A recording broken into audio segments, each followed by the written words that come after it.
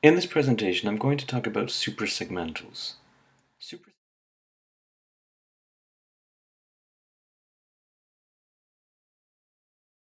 Suprasegmentals are aspects of speech that influence stretches of sound larger than a single segment. So these are aspects of speech that involve more than a single consonant or a single vowel. And some of these things include length, tone, intonation, syllable structure, and stress. So all of these different aspects of speech involve more than just a single consonant or value, a vowel, more than a single sound segment. Now, for example, length. In some languages, two vowels may be produced with the mouth and lips in the same position and therefore have the same quality, but the only difference could be the length. So there could be a phonemic difference between two vowels which are basically the same except for their length. So oo and oo could be different phonemes.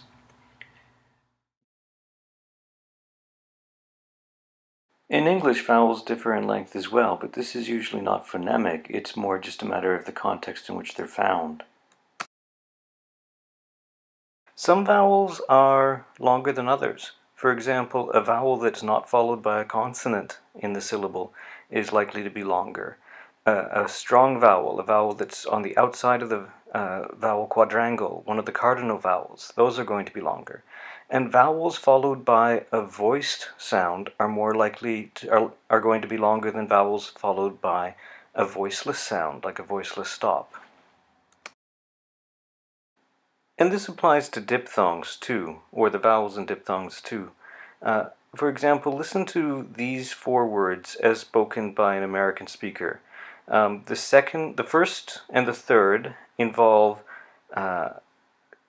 voiceless consonants following a vowel. The second and the fourth have voiced consonants following the vowel. Price, prize, clout, cloud.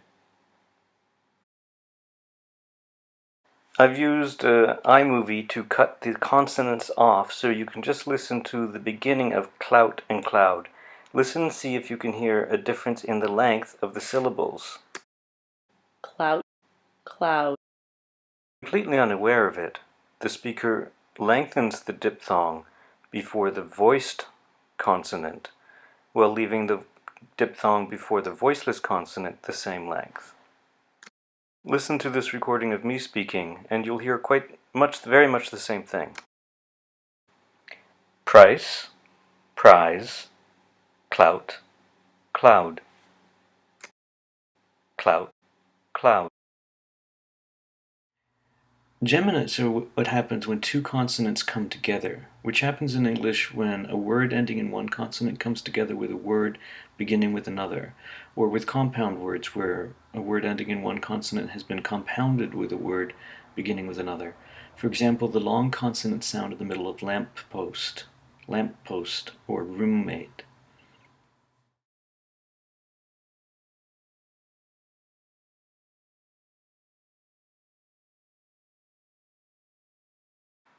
I'm not going to talk much about tone, which refers to pitch at the word level. This type of tone is obviously important in tonal languages where a change in the pitch can indicate a change in the meaning. I am going to talk about intonation, which refers to more a change in pitch over the level of a sentence. Intonation is obviously more relevant to English. Both tone and intonation involve relative pitch. It doesn't matter whether your voice is high or low naturally, you still have to make it relatively higher or lower. Intonation refers to the use of pitch to affect the meaning of sentences. Tone refers to the use of pitch to affect the meaning of words. In English, we do not use tone as a way of distinguishing words. There's no difference between saying pop and pop. We do use intonation, however. We use rising intonation to turn a statement into a question, for example, this bus goes to Montreal versus this bus goes to Montreal. I guess we could say pop and pop are different, as one's a question and one's a statement. Intonation also can tell us whether or not we know the answer or don't when using a tag question. The guy who says, "She's cool, isn't she?" with falling intonation, the guy who says, "She's cool, isn't she?" with falling intonation assumes you'll agree with him. The guy who says, "She's cool, isn't she?" is less certain. And intonation varies depending on what kind of sentence we're talking about. If we were talking about statements or declarative sentences, we would usually have falling intonation, with the focus stress on new information usually at the end. So, he wants the book. There you hear falling intonation with the word book being stressed. Now imagine somebody holds up a book, but it's a red book.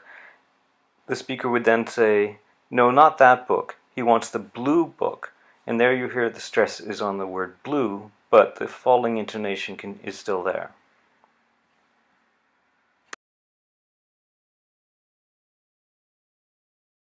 With commands, usually in the form of imperative sentences, again, you're usually going to hear falling intonation. So some examples: come over here.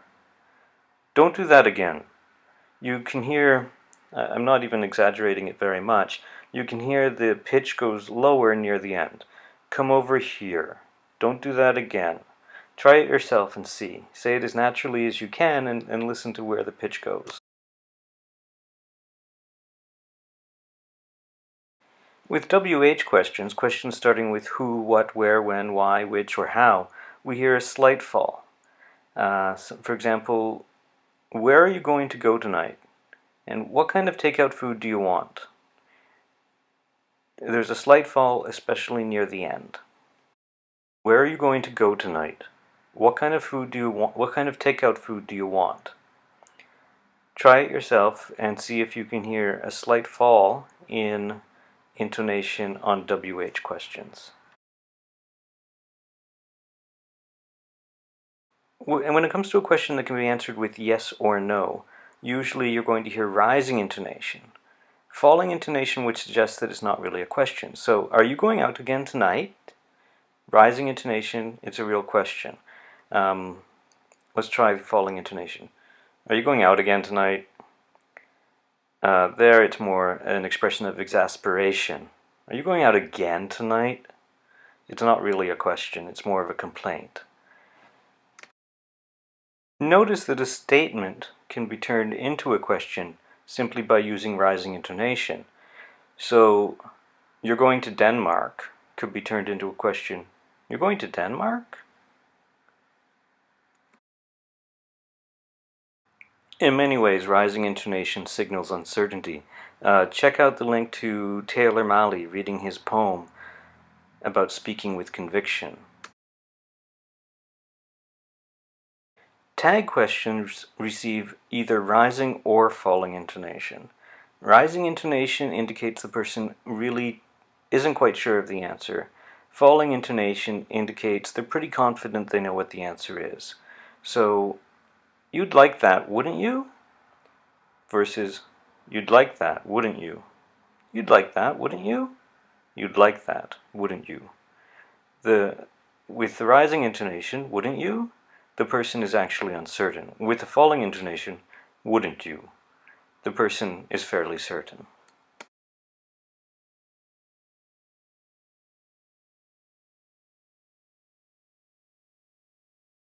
I'm not going to talk about syllable structure in this presentation. You can read about it in the book, and if you have any questions, I'd be happy to answer them.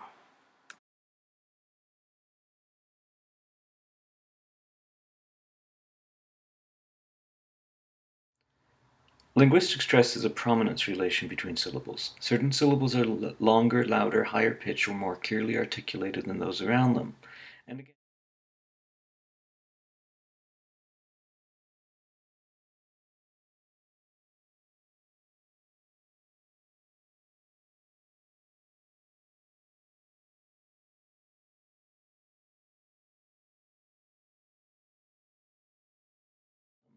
And again, this is relatively. It doesn't matter whether you're normally louder, slower talking, high pitched, and a clear articulator To stress a syllable, you'd have to be even longer, even louder, even higher pitched, and even more clearly articulating than usual. And there are 3 levels of stress: main or primary stress, secondary stress, or unstressed.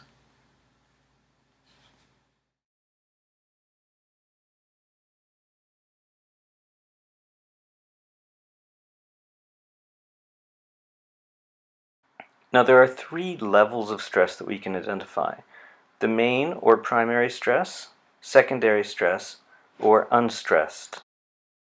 The syllable that has the main or primary stress is going to be either the loudest, the longest, the highest pitched, or the most clearly articulated. Syllables that have secondary stress will have a clear vowel.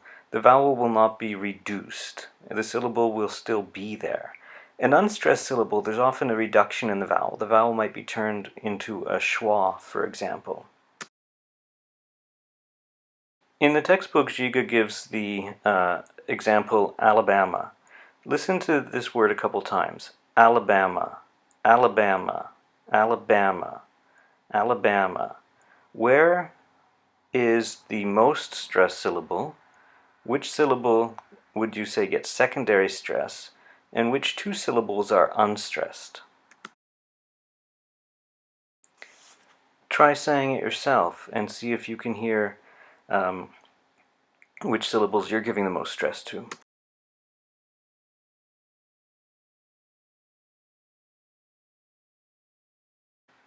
Now you can see the stress indicated in the dictionary entry.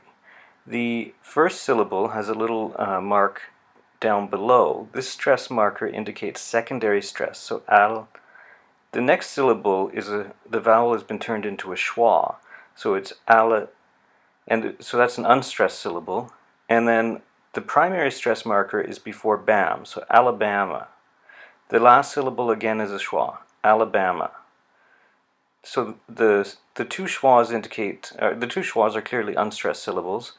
The first syllable has secondary stress, and the third syllable has primary stress. Many dictionaries will mark primary stress and secondary stress in this fashion.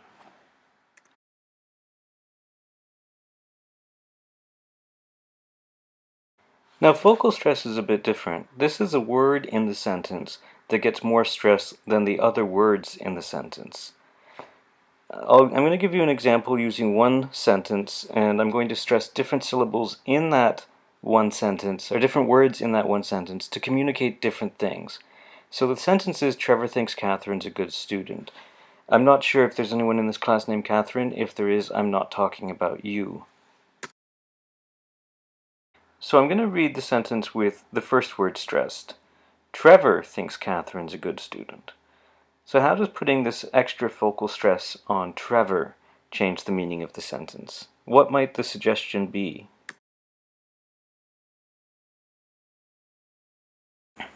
Putting the stress there might indicate that Trevor thinks this, but other people might not.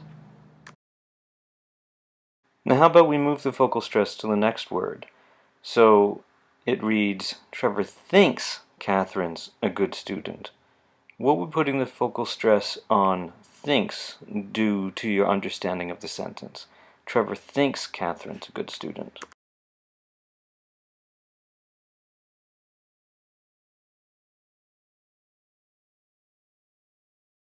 Stress there might suggest that Trevor thinks it, but it isn't necessarily true.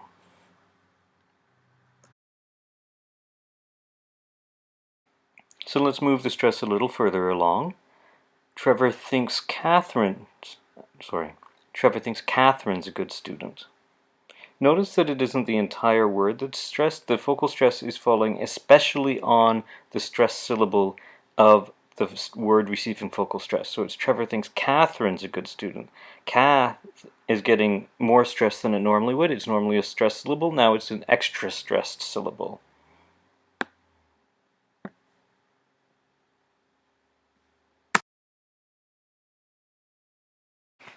What might putting the stress on Catherine suggest? What are the implications? What difference in meaning do you catch with Trevor thinks Catherine's a good student?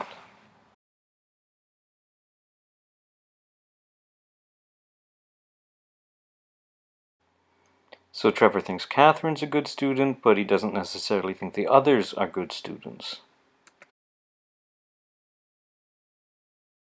Let's continue and move the stress again. Trevor thinks Catherine's a good student. Trevor thinks Catherine's a good student. How do you hear the meaning of the sentence differently with Trevor thinks Catherine's a good student?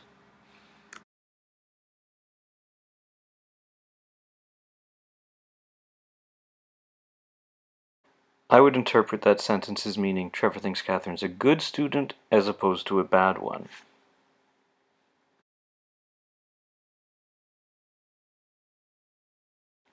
Last one, because I think the point's been made. Trevor thinks Catherine's a good student. Trevor thinks Catherine's a good student. Maybe she's not a very good person, but she's a good student.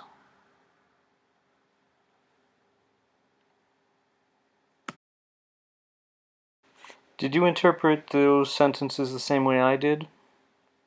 Play around with focal stress. Take a sentence of a decent length and move the stress to different words and see how the meaning of the sentence changes. Or at least how your understanding of the possible connotative meaning of the sentence changes.